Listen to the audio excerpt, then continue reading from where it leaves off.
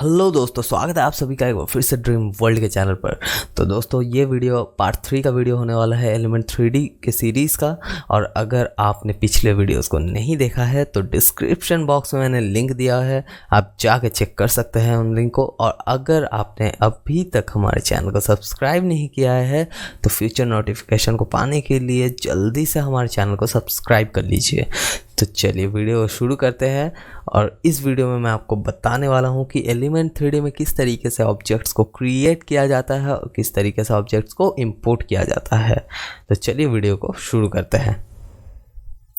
तो चलिए हमने आफ्टर इफेक्ट ओपन कर लिया है। और वीडियो को स्टार्ट करने से पहले मैं आपको बता देना चाहता हूँ, एलिमेंट 3D जब आप यूज़ करोगे तो एलिमेंट 3D में ऑब्जेक्ट्स को क्रिएट करने का और ऑब्जेक्ट्स को इंपोर्ट करने का अलग अलग सोर्सेस है। तो आप अलग अलग तरीके से ऑब्जेक्ट्स को क्रिएट कर सकते हैं यहाँ, ठीक है। बेसिक ऑब्जेक्ट्स को क्रिएट कर सकते हैं या फिर एडवांस ऑब्जेक्ट्स को भी क्रिएट कर सकते हैं। तो सारा कुछ मैं इस वीडियो में आपको अभी बताऊंगा।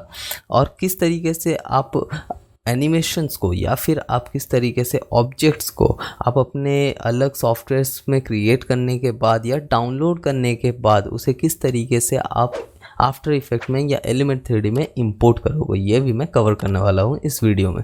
तो चलिए मैं वीडियो को शुरू करता हूँ अभी। तो यहाँ देख लीजिए आफ्टर इफेक्ट ओपन है और यहाँ पे मैं सबसे पहले एक न्यू कंपोजिशन यहाँ पे क्रिएट कर लेता हूँ। ओके, HDTV 1080 25 फ्रेम का मैं क्रिएट कर रहा हूँ और यहाँ पे 10 सेकंड्स टाइम है। और ये क्रिएट करने के बाद यहाँ पे हम एक न्यू सॉलिड क्रिएट कर लेंगे। ओके यस, ठीक है। तो यहाँ पे मैं बेसिक से बता रहा हूँ, कुछ वैसा मैं यहाँ पे रीनेम वगैरह नहीं कर रहा हूँ। आप जस्ट प्रोसीजर को देखिएगा, फॉलो कीजिएगा किस तरीके से क्रिएट कर रहे हैं। ओके, तो इफेक्ट में जाएंगे, यहाँ वीडियो को पायलट ऑप्शन, एलिमेंट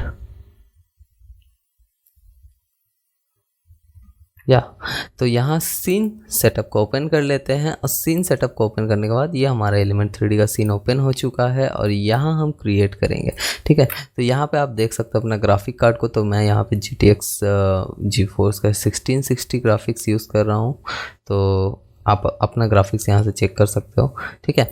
बाकी यहाँ पे एलिमेंट 3D में मैं यहाँ ऑब्जेक्ट क्रिएट करूँगा। तो ऑब्जेक्ट क्रिएट करने के लिए यहाँ ऊपर आपको दो ऑप्शंस दिख रहे होंगे, एक्सट्रूड एंड क्रिएट। ओके, सो यहाँ क्रिएट ऑप्शन में जाओगे तो यहाँ काफ़ी सारे आपको ऑप्शंस मिलेंगे, जैसे बॉक्स है, ठीक है, स्फेयर है, सिलेंडर है, ये ट्यूब है, टोरस है, पिरामिड है, ओके, प्लेन है और कैप्सूल है। तो इस तरीके से ये प्रिमिटिव्स ऑब्जेक्ट्स हैं। आप चाहे तो इनको क्रिएट कर सकते हो बेसिक शेप्स क्रिएट करने के लिए, या फिर अपना आप ऑब्जेक्ट भी यहाँ पे बना सकते हो। बट उसको मैं आगे आपको एक्सप्लेन करूँगा कि कैसे करना है, वो थोड़ा सा डिफ़िकल्ट है। बट यहाँ मैं आपको सबसे पहले दिखा देता हूँ कि ऑब्जेक्ट्स क्रिएट कैसे करोगे और उसके ऑप्शंस कैसे दिखाए जाएंगे। तो यहाँ पे मैं एक ऑब्जेक्ट यहाँ पे क्रिएट कर लेता हूँ। ओके, तो ये यहाँ पे क्यूब क्रिएट हो चुका है और आप देख सकते हो ये हमारे ग्रिड पे आ चुका है, व्यू पोर्ट पे आ चुका है। और ये सारे ऑप्शंस इसको कंट्रोल करने के लिए होते हैं, चाहे आप इसके साइज़ को कंट्रोल करो, ठीक है। ये साइज़ है सबका, यहाँ पे ऑप्शंस लिखा हुआ है, आप देख सकते हो यहाँ पे। और आप चेक करके यहाँ पे सारा अपना ऑब्जेक्ट को कंट्रोल कर सकते हो कि किस तरीके से ऑब्जेक्ट को स्केल करना है, मूव करना है, या उसमें किस तरीके से आपको चेंजेस करने हैं, ठीक है। सो सबसे पहले यहाँ पे बॉक्स ऑप्शन आपको दिख रहा है। बॉक्स ऑप्शन में आप यहाँ से साइज उसका चेंज कर सकते हो, उसके सेगमेंट्स इंक्रीज़ कर सकते हो, ठीक है। अभी हम यहाँ पे शेडेड मोड में हैं। अगर आप यहाँ पे वायर फ्रेम मोड में जाओगे तो इसके आपको सेगमेंट्स अभी दिखेंगे। तो आप यहाँ से चाहो तो सेगमेंट्स को इंक्रीज़ कर सकते हो, ठीक है। तो ये यूज़ होता है आगे मैं जब आपको और भी ऑप्शंस बताऊंगा तो सेगमेंट का क्या यूज़ है तभी आपको समझ आएगा। ओके, तो मैं फ़िलहाल इसको अभी डिफ़ॉल्ट ही रख देता हूँ। बाय डिफ़ॉल्ट ये 1 था तो इसे 1 पे ही सेट कर देते। नीचे यहाँ ट्रांसफॉर्म का ऑप्शंस है। अगर आप इसे मूव कर रहे हो तो आप यहाँ भी गिज़मो से भी मूव कर सकते हो, या फिर आप चाहो तो यहाँ ऑप्शन से भी मूव कर सकते हो। यहाँ ओरिएंटेशन में XYZ का ऑप्शन है, ठीक है। यहाँ भी XYZ का ऑप्शन है मूवमेंट करने के लिए। और इसे स्केल रोटेट करना हो तो भी हम गिज़मो से यहाँ पे कर सकते हैं, इसको स्केल कर सकते हैं, रोटेट कर सकते हैं, ठीक है। ये सब ऑप्शंस मैंने पिछले वीडियो पे भी बताया है। अगर आपने पार्ट 2 का वीडियो नहीं देखा सीन सेटअप का तो आप एलिमेंट 3D सीन सेटअप के वीडियो को देख सकते हो, डिस्क्रिप्शन बॉक्स में लिंक दिया हुआ है, ठीक है। तो ये स्केल करने के लिए हो गया, ये रोटेट करने के लिए हो गया, ये सारा ऑप्शन आप यहाँ से कंट्रोल कर सकते हो, ठीक है। इसके अलावा एक ऑप्शन यहाँ पे और है जो आपको देखना है, यहाँ अलाइनमेंट ऑप्शन है। तो अलाइनमेंट ऑप्शन होता है कि इसका जो ये एंकर पॉइंट है, जो सेंटर पॉइंट है, ये कहाँ पे होना चाहिए, तो वो आप यहाँ से चेंज कर सकते हो। आप देख सकते हो यहाँ पे मॉडल सेंटर है, ठीक है, यहाँ पे फ्रॉम मॉडल है, यहाँ पे टॉप है। अगर आपको टॉप पे इस सेंटर पॉइंट को रखना है, यहाँ से कंट्रोल करना है, तो आप यहाँ से कर सकते हो। बॉटम है, ओके, फ्रंट है, बैक है, लेफ़्ट है, राइट है, ये सारे ऑप्शंस है। तो आप यहाँ पे चेंज कर सकते हो अपने सेंटर पॉइंट को, ठीक है। तो यहाँ पे मैं बाय डिफ़ॉल्ट जो इसका था फ्रॉम मॉडल, मैं इसे फ्रॉम मॉडल ही रखता हूँ, ठीक है। और रोटेशन देखो यहाँ पे, अगर आपको बाय डिफ़ॉल्ट जो वैल्यू था यहाँ पे 0 डिग्री आप सेट कर दोगे तो ये रीसेट हो जाएगा वापस, ओके। तो ये सारे ऑप्शंस है यहाँ पे चेंज करने के लिए, ठीक है। कुछ यूवी का ऑप्शंस है, आप यूवी यहाँ पे इसके चेंज कर सकते हो टेक्सचरिंग के लिए, ठीक है। सरफेस ऑप्शंस है, तो ये सारे ऑप्शंस मैं आगे आपको एक्सप्लेन करूँगा। तो फिलहाल यहाँ से आप यहाँ ऑब्जेक्ट्स को क्रिएट कर सकते हो। ये स्फीयर हो गया, ठीक है, ये सिलेंडर है, तो अभी वायर फ्रेम में है। तो अब देखो यहाँ पे देखो ऑब्जेक्ट सिलेक्ट नहीं हो रहा है, ठीक है ना। तो मैंने जैसे बताया था पिछले वीडियो में, सिलेक्ट करने के लिए ऑल्ट से, तो आप इस तरीके से ऑब्जेक्ट को सिलेक्ट कर सकते हो, देख रहे हो। तो ये ग्रुप सिलेक्ट हो गया फुल, बट मुझे ये सेंटर ऑब्जेक्ट सिलेक्ट करना है।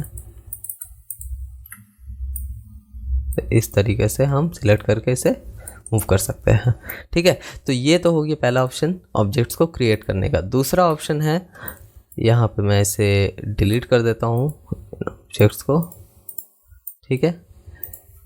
और यहाँ मैं मेन हमारे कंपोजिशन में आऊँगा, और कंपोजिशन में आने के एक बाद एक मैं न्यू सॉलिड और क्रिएट करूँगा, ठीक है। क्रिएट करने के बाद यहाँ पे एक कोई भी मास्क आप क्रिएट कर लो। ऊपर काफ़ी सारे टूल्स है मास्क के लिए, तो मैं पेन टूल से एक मास्क क्रिएट कर लेता हूँ, ठीक है। मैं जस्ट एक दिखाने के लिए सिंपल एक मास्क में यहाँ पे एक सेकंड, मैं इस तरीके का कुछ यहाँ पे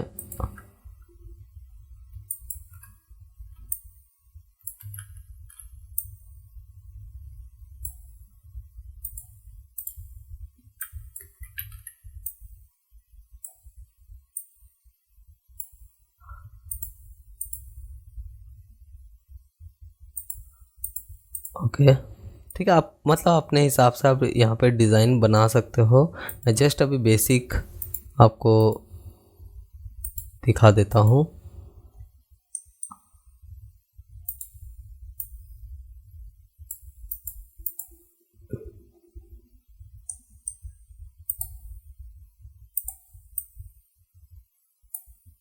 ठीक है, ये मास्क यहाँ पे मैंने एक बेसिक क्रिएट कर लिया है, और ये स्वॉट टाइप का एक मैंने यहाँ पे क्रिएट किया है बेसिक, ठीक है।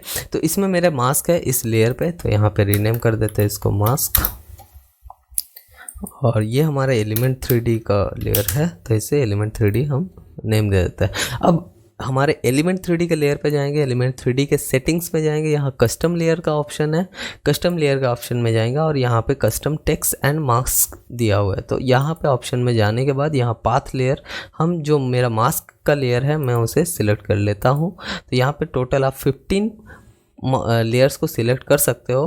तो यहाँ पे मैंने अभी लेयर 1 में मास्क 1 सेट कर दिया है। सीन सेटअप में जाएंगे, इसे मैं जस्ट यहाँ पे ऑफ भी कर दूँ तो कोई प्रॉब्लम नहीं है, इसको मैं नीचे ड्रैग कर देता हूँ। और यहाँ पे सीन सेटअप में जाएंगे, और जाने के बाद यहाँ हम एक्सट्रूड पे जस्ट क्लिक कर देंगे, ठीक है, और इसको शेडेड में सेट कर देते हैं। तो आप देख सकते हो कि आपका जो मास्क था, जो मास्क आपने क्रिएट किया था, उसके बेस पे यहाँ पे कुछ एक ऑब्जेक्ट क्रिएट हो चुका है, ठीक है। आप इसके एक्सट्रूड को यहाँ पे कंट्रोल कर सकते हो। यहाँ एक्सट्रूशन मॉडल है, यहाँ पे बेवल को सिलेक्ट करोगे, तो बेवल को सिलेक्ट करने के बाद यहाँ पे उसके ऑप्शंस मिल जाएंगे आपको। एक्सट्रूड, कितना एक्सट्रूड आपको करना है आप यहाँ से उसे सेट कर सकते हो। तो अब डिफरेंट टाइप्स के यहाँ पे ऑब्जेक्ट्स को क्रिएट कर सकते हो। 15 लेयर्स टोटल है, टोटल 15 लेयर्स यहाँ पे आप मास्क जनरेट करके आप क्रिएट कर सकते हो ऑब्जेक्ट को, ठीक है।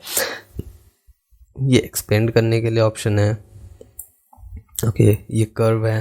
तो ये सारे ऑप्शंस यहाँ पे हैं। आप किस तरीके से इसमें सेगमेंट्स दोगे, यहाँ किस तरीके से एक्सट्रूड करोगे, और अलग अलग इस तरीके का मॉडल्स को आप क्रिएट करके एक टोटल सीन आप यहाँ पे जनरेट कर सकते हो। ठीक है, तो ये हो गया दूसरा ऑप्शन मॉडल को क्रिएट करने का। तीसरा ऑप्शन है आप इंपोर्ट कर सकते हो मॉडल को। किस तरीके से, यहाँ इंपोर्ट का ऑप्शन है, तो आप चाहे तो यहाँ इंपोर्ट क्लिक करो या फाइल में जाके इंपोर्ट में 3D ऑब्जेक्ट को सिलेक्ट करो। ठीक है, अब 3D ऑब्जेक्ट और 3D सीक्वेंस का यहाँ पे ऑप्शन है। तो 3D सीक्वेंस क्या होता है ये मैं आगे आपको एक्सप्लेन करता हूँ। यहाँ 3D ऑब्जेक्ट में जाओगे तो यहाँ से आप ऑब्जेक्ट्स को सिलेक्ट करके इंपोर्ट कर सकते हो। आप यहाँ पे देख सकते हो कि एक्सटेंशन कौन कौन सपोर्ट करता है एलिमेंट 3D। तो .c4d, .obj और .e3d का ही ऑप्शन यहाँ पे अवेलेबल है। मतलब यही सिर्फ आप ऑब्जेक्ट्स को सिलेक्ट कर सकते हो। मतलब कि अगर आपका फाइल .fvx में है तो ये सपोर्ट नहीं करेगा एलिमेंट 3D, fvx को आप इंपोर्ट नहीं कर सकोगे। आपको सबसे पहले उसे कन्वर्ट करना पड़ेगा, चाहे obj हो या फिर c4d हो या फिर .e3d फाइल हो। तो हम बेसिकली obj में एक्सपोर्ट कर लेते हैं सबसे पहले ऑब्जेक्ट्स को, और एक्सपोर्ट करने के बाद हम उसे इंपोर्ट कर लेते हैं। तो यहाँ पे हम एक फोल्डर में चले जाएंगे और यहाँ मेरा फाइल्स है। ठीक है, कोई भी आप यहाँ पे फाइल सिलेक्ट कर सकते हो, जो भी देखो .c4d का फाइल शो कर रहा है। अगर यहाँ पे मैं obj फाइल में चला जाऊँ तो ये obj नहीं है इसमें। ओके, इसमें भी obj नहीं है। थिंक मेरे पास अभी obj फाइल अवेलेबल नहीं है यहाँ पे, तो obj शो नहीं कर रहा है। ओके, ये देखो ये obj भी फाइल है और c4d भी फाइल है। तो अगर मैं इस फाइल को सिलेक्ट करता हूँ obj फाइल को और इंपोर्ट करता हूँ, तो सबसे पहले इंपोर्ट करोगे जब, तो ये ऑप्शन आपसे मांगा जाएगा। तो इस ऑप्शन में ज़्यादा कुछ चेंज नहीं करना है। यहाँ पे लोड मटेरियल्स रख दीजिएगा, फिजिकल शेडर सिलेक्ट करके, डिफ्यूज स्पेकुलर, ठीक है, ओपेसिटी और स्पेकुलर कॉन्फिडेंस, इसको चेंज नहीं करना, जैसा है वैसा रहने दीजिए। यहाँ मैप्स में सारे टिक कर लीजिएगा जितने भी मैप्स हैं। ठीक है, मॉडल्स में यहाँ पे आप मॉडल को किस तरीके से सेट करना चाहते हो वो आप यहाँ पे चेंज कर सकते हो। अलाइनमेंट जो मैंने यहाँ पे भी आपको दिखाया था, तो आप इसे यहाँ चेंज कर सकते हो, बट मैं इसे अभी बाय डिफ़ॉल्ट छोड़ देता हूँ। मैं इसे ओके कर देता हूँ। ठीक है, यहाँ पे टेक्सचर्स वार्निंग मुझे दिया जा रहा है, क्योंकि साइज़ अगर ज़्यादा हो टेक्सचर्स का तो यहाँ पे ये वार्निंग शो होता है। तो मैं इसे ओके कर देता हूँ जस्ट, और मेरा मॉडल यहाँ पे, ठीक है, आप देख सकते हो ये मॉडल यहाँ पे इंपोर्ट हो चुका है विथ टेक्सचर्स। तो इस तरीके से आप मॉडल को यहाँ इंपोर्ट कर सकते हो। और यहाँ पे वही सेम चीज़ है, मॉडल के अलाइनमेंट को मैंने चेंज नहीं किया था, तो इसको मैं अगर बॉटम कर दूँ तो ये ग्रिड पे आ जाएगा अभी। ओके, तो इस तरीके से आप मॉडल को इंपोर्ट कर सकते हो। ठीक है, अब 3D सीक्वेंस क्या होता है? 3D सीक्वेंस होता है एनिमेशन इंपोर्ट करने के लिए। अगर आपका मॉडल एनिमेटेड है और उसे आप इंपोर्ट करना चाहते हो, तो यहाँ पे एनिमेशन को आप 3D सीक्वेंस के थ्रू इंपोर्ट कर सकते हो। अगर आप 3D ऑब्जेक्ट से एनिमेशन को इंपोर्ट करोगे तो नहीं ऑप्शन काम करेगा, तो आपको उसे 3D सीक्वेंस से ही इंपोर्ट करना है। अगर आपको जानना है किस तरीके से सीक्वेंस को इंपोर्ट करना है, तो इसके लिए मैंने पहले से वीडियो बना दिया है। मैं ऊपर आई ऑप्शन में यहाँ आपको लिंक प्रोवाइड कर दे रहा हूँ, आप जाके चेक कर सकते हो कि किस तरीके से एनिमेशन को इंपोर्ट करते हैं एलिमेंट 3D में। ठीक है, बाकी आज का वीडियो इतना ही था। इसमें इंपोर्ट कैसे करना है आप सीख चुके हो, आप किस तरीके से ऑब्जेक्ट्स को क्रिएट करना है वो सीख चुके हो। ठीक है, किस तरीके से मास्क के साथ आप ऑब्जेक्ट को क्रिएट कर सकते हो वो आप यहाँ सीख चुके हो। तो मैं आपसे मिलता हूँ दोस्तों नेक्स्ट वीडियो में, तब तक के लिए बाय बाय।